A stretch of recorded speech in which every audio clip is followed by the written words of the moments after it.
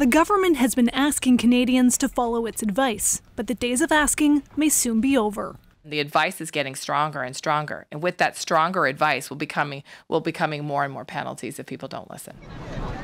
There are examples of Canadians not listening, like this scene in Vancouver. People clearly not social distancing, some calling the 2-meter rule overkill.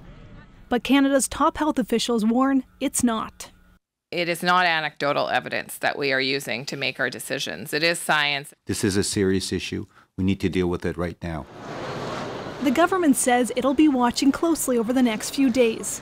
It's waiting to see if waves of Canadian snowbirds and travelers returning home actually self-quarantine for 14 days. You do not stop for groceries, that you do not go visit your neighbors or your friends, that you rest in your house for 14 days, no exceptions. If they don't listen to that advice, the health minister could drop the hammer using the Quarantine Act. Let me be perfectly clear. We will use every measure in our toolbox at the federal level to ensure compliance. We have measures that could include monetary penalties up to and including criminal penalties. Some provinces and territories are already turning to the police for enforcement.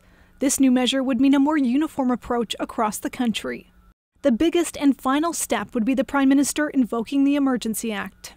There are many things that are being done and can be done at the local level, at the municipal level, and at the provincial level. The Federal Emergencies Act is a significant step that can and should be taken when we've exhausted all other steps.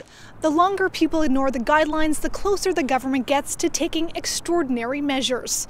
But there's still only so much the government can do. People need to do the rest. Ashley Burke, CBC News, Ottawa.